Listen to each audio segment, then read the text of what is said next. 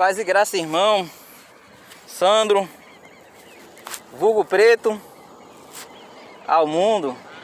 Irmãos, Deus, Ele é maravilhoso para conosco, para com o homem, com a vida. Tudo quanto existe foi Deus que criou. Quem criou a vida e deu a vida ao homem, não foi o homem que gerou o homem, o próprio Deus.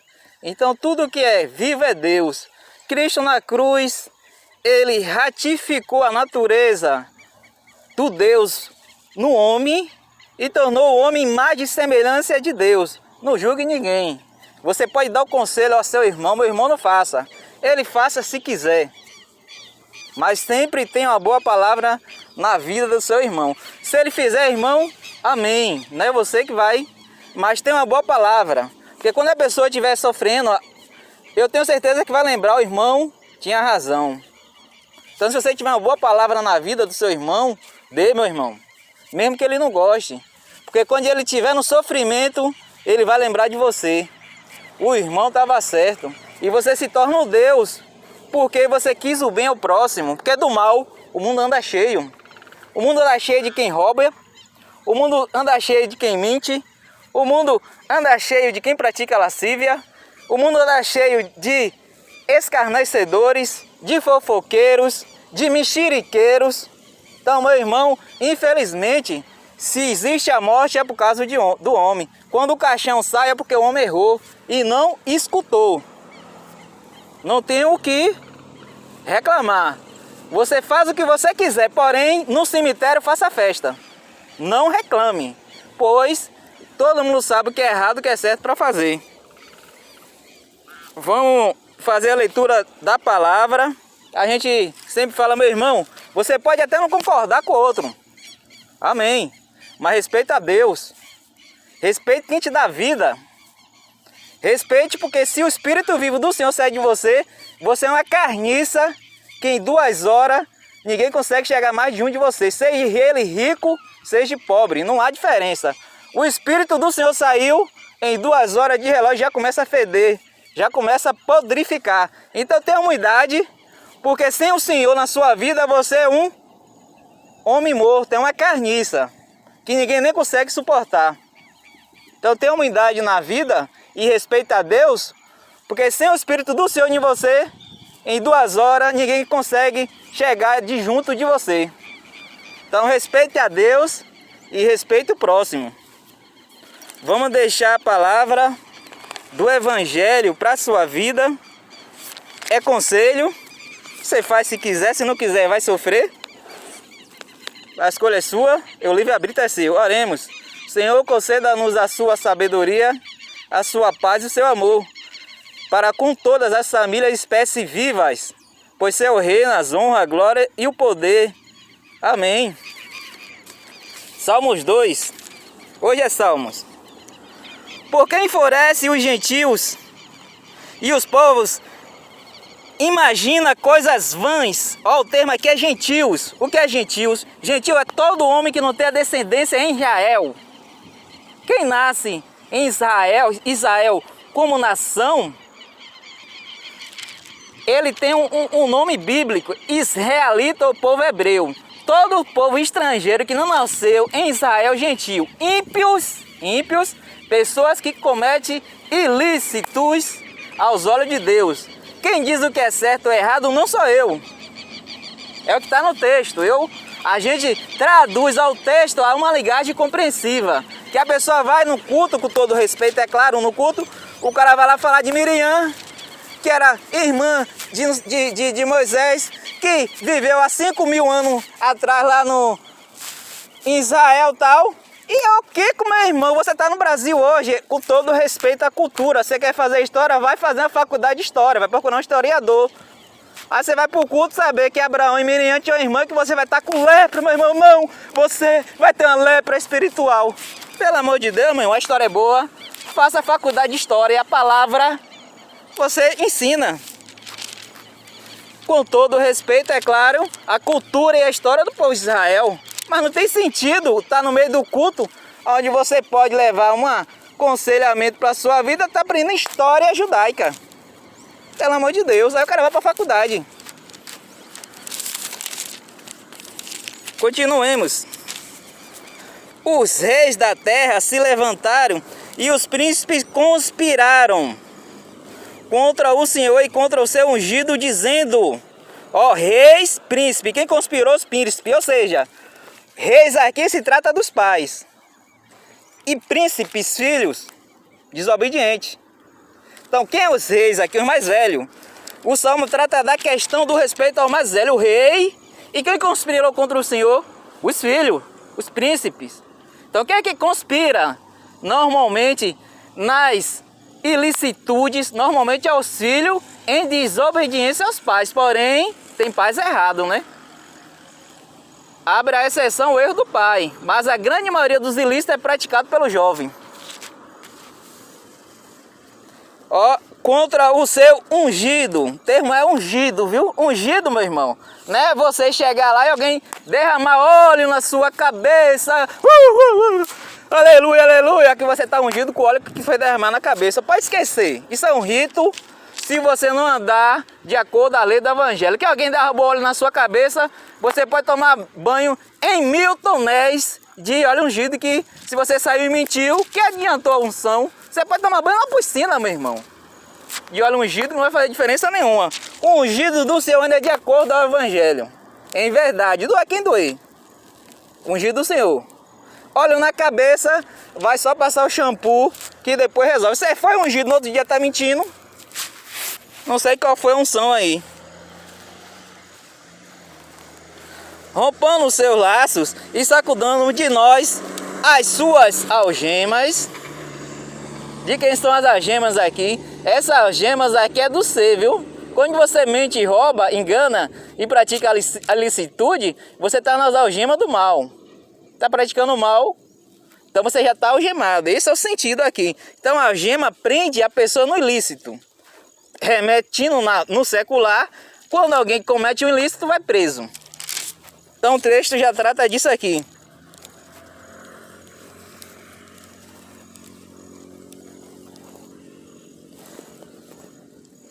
Ri-se aquele que habita nos céus. Ó, porque o Senhor ri, dá risada. Porque o homem engana o outro e a Deus ninguém engana. Porque Deus está em você, está em mim, está na árvore, está em qualquer lugar.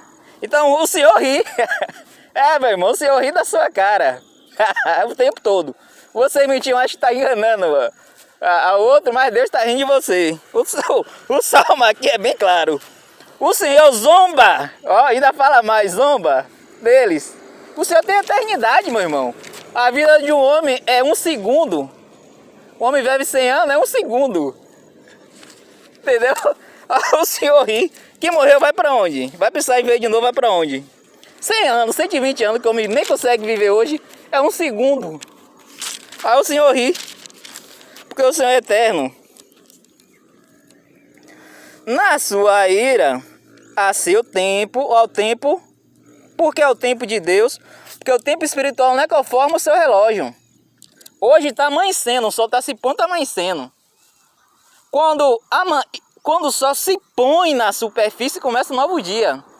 Quer dizer, o dia, as horas e os tempos é de acordo com a luz na superfície da terra. Só, meu irmão, que o sol se põe de um lado e nasce no outro, ou seja, não tem dia nem tem noite. Quem está no hemisfério norte é dia. Quem está no hemisfério sul, noite e vice-versa. Ou seja, não existe dia no espiritual ou noite. A luz é constante. Então o tempo, como nós conhecemos, ao Senhor não é válido. Não existe presente, passado e futuro a Deus. Qualquer fato histórico acontecido, o espiritual consegue chegar. Primeira Guerra Mundial, a cruz, todos os eventos históricos catalogados, um ser espiritual ele consegue estar. Porque foi uma reação no físico. E o físico, o mundo físico, o mundo espiritual, não existe o tempo que nem nós conhecemos. Ou seja, um ser espiritual está no ontem, está no amanhã e no depois. Não existe a barreira do relógio. Não existe, entende isso? Então, um ser espiritual ele consegue estar 10 anos atrás e há 20 anos no futuro. Não há barreira do tempo. A barreira do tempo é o homem na ação física. Mas não ser espiritual não. Eu, porém, constituí o meu rei sobre o meu monte, santo monte que é Sião. Sião no texto refere-se a Jerusalém. Sião, terra santa. Tem vários sentidos no Sião. Aqui, o Monte Sião aqui é referido como lugar santo, lugar de santidade. Você tem um lugar santo, é Sião, que toda a terra é Sião. Toda a terra é santa. Existem 4 montes santos na superfície da terra, distribuídos nos continentes. É claro que se eu for judeu, não, que no judeu aqui nós temos nossos 4 montes santos aqui que nós somos santos. Se eu estou no Brasil, não. Aqui no Brasil, todos nós somos santos. Se eu estou na Argentina, não. Aqui, irmãos, nós somos todos os santos. Só que não existe santos. Então cada um puxa a sardinha para o seu lado. Proclamei o decreto do Senhor. Proclamei o decreto do Senhor. Que é o decreto do Senhor, leis. Que é decreto? Decreto é uma lei. Lei do Senhor. Ele me diz, tu és meu filho. Tu és meu filho. Ora, se você é filho de Deus, você é Deus em Cristo. E hoje te gerei. Pede-me, ó, tu és meu filho e hoje te gerei. Aqui é um verso que se trata da própria manifestação física do unigênito do Senhor primogênito, o expresso da imagem do Espírito Santo nos novos tempos. Hoje eu te gerei.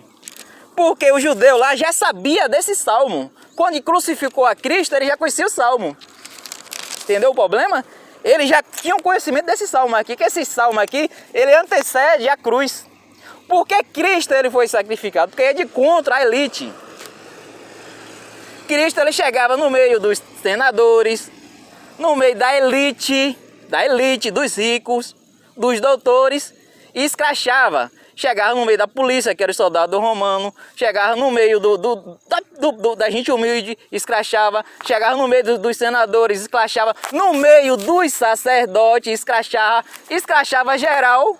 Aí ele não gostava de Cristo, que Cristo era um malfeitor, porque não agradava a ninguém. E conhecendo a palavra, isso aqui estava escrito antes da crucificação. Então, a crucificação de Cristo também foi um ato social. Cristo não agradava as classes dominantes. Sacerdote, meu irmão, fariseus, eram facções de entendimento. Que facções são grupos de pessoas orientadas sobre um aspecto de raciocínio, dentro de um aspecto no tempo, dentro da realidade da superfície. Então, antes mesmo, há 2.000, 3.000 anos atrás, já existia grupo de pessoas que era faccioso, tipo fariseus, saduceus, aí vai essênios. Todos esses grupos que o texto bíblico já traz a nossa olhos à leitura, já era grupo faccioso de entendimentos. Entenda? Faccioso é pensamentos ilícitos, uma mente ilícita num grupo de pessoas. Não tem um contexto moderno, mas antigo. Isso é bem antigo, ó. Já vem lá antes do próprio Filho do Homem, expresso na cruz. Pelo salmo aqui, a gente já identifica esse fenômeno social, é claro, né? É evidenciado nesses tempos de mentes fracas. Pede-me e eu te darei. Pede-me e eu te darei as nações por herança e as extremidades da terra por sua possessão. Com a vara de ferro as regerás e as despedaçarás como vaso de oleiro. O que é o vaso, meu irmão? O vaso é o corpo. O nosso corpo é um vaso. Quem morre é o corpo. O espírito já é outra questão. Alma e espírito consegue estar em qualquer vaso. Em outras palavras, um espírito feminino consegue estar em qualquer vaso feminino. A mulher é uma expressão feminina do ser feminino, esposa do homem. Porém, todavia, o espírito feminino pode ir ou estar em qualquer ser feminino, sendo feminino, ou seja, o espírito na mulher, tendo qualquer ser vivo, fêmea, é compatível ao espírito, bem como o homem.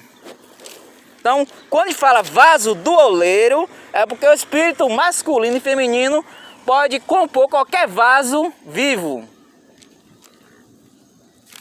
Só para você entender isso aí. Por isso que o termo fala vaso.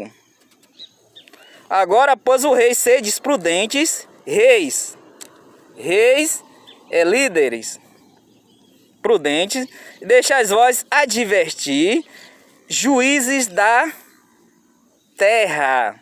Por que juízes da terra? Porque o Senhor deu domínio da terra ao homem. O homem cuida dos animais e da planta, e se não cuidar, sofre. Se Deus te deu a responsabilidade, cuide, porque Ele vai cobrar. Isso é o salmo que se refere a isso. Por isso que fala, vós sois o juiz da terra, o rei, o líder. Se Deus te deu a responsabilidade, Ele vai cobrar. Pode ter certeza. Servi ao Senhor com temor e alegrai vós nele com temor. Beijai o filho para que não se irrite e não pereçais no caminho. Aqui é o cuidado do seu filho. Tudo que seu filho pratica, o pai é responsável. E tudo que o filho pratica em relação à licitude orientada pelo pai, o pai responde. Então, toda ação do filho, o pai responde. E toda ação do pai, o filho responde. Porque se o pai estiver errado, quem paga o pato é o filho. Entendeu? Quando Davi erra, Davi errou.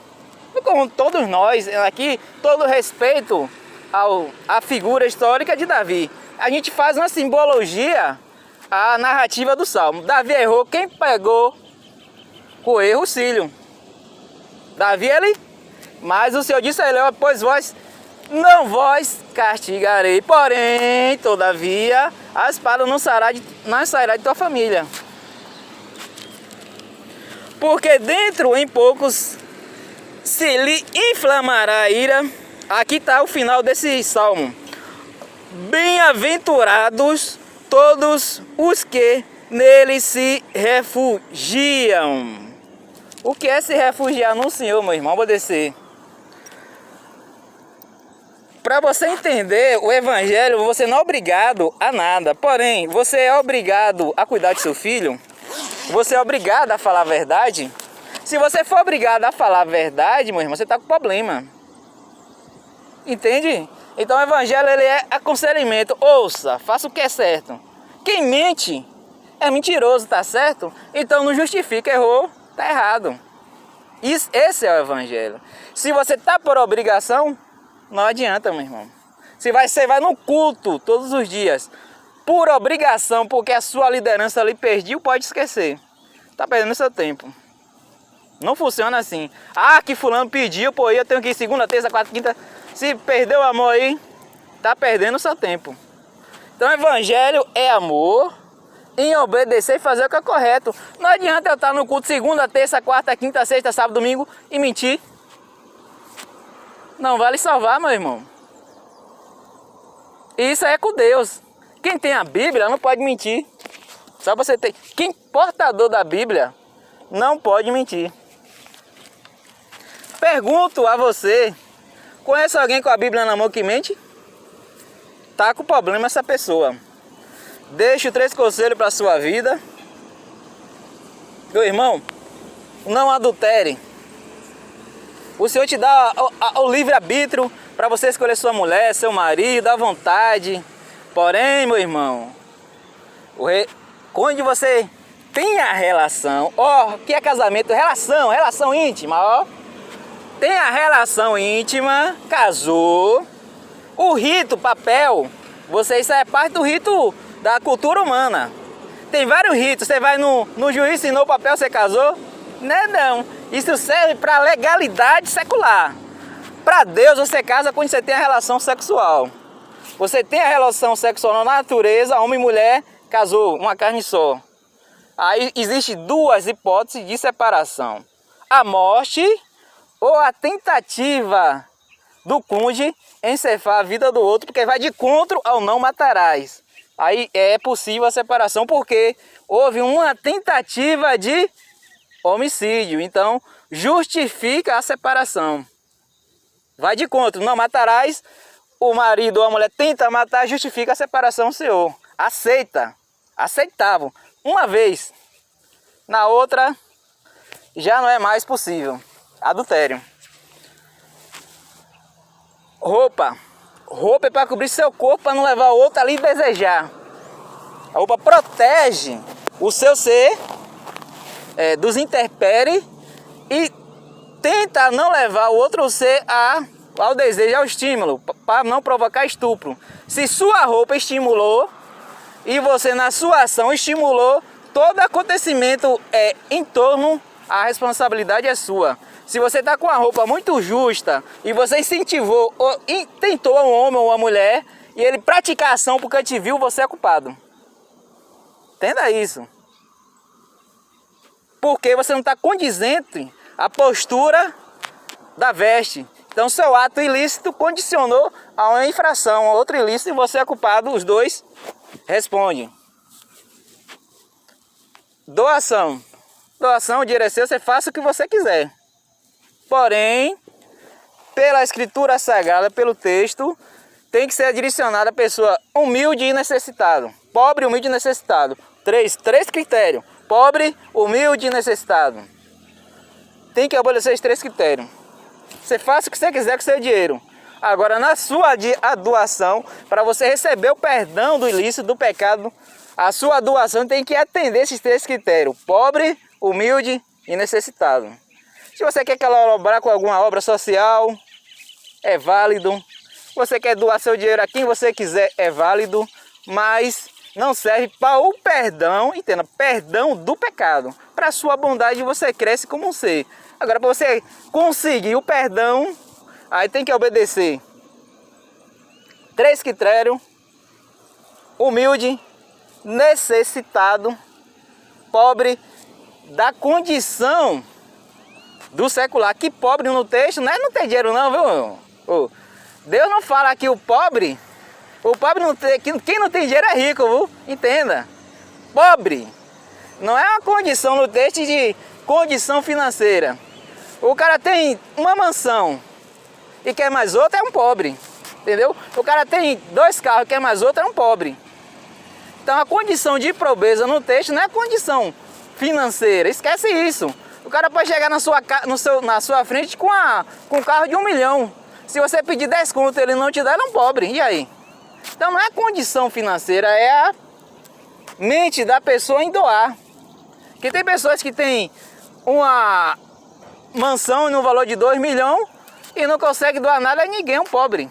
Vai viver uma vida só. Então o sentido de pobreza é o apego ao bem material, o dinheiro, no texto. Amém? Fica na paz, que Deus ilumine e guarde e proteja toda a família.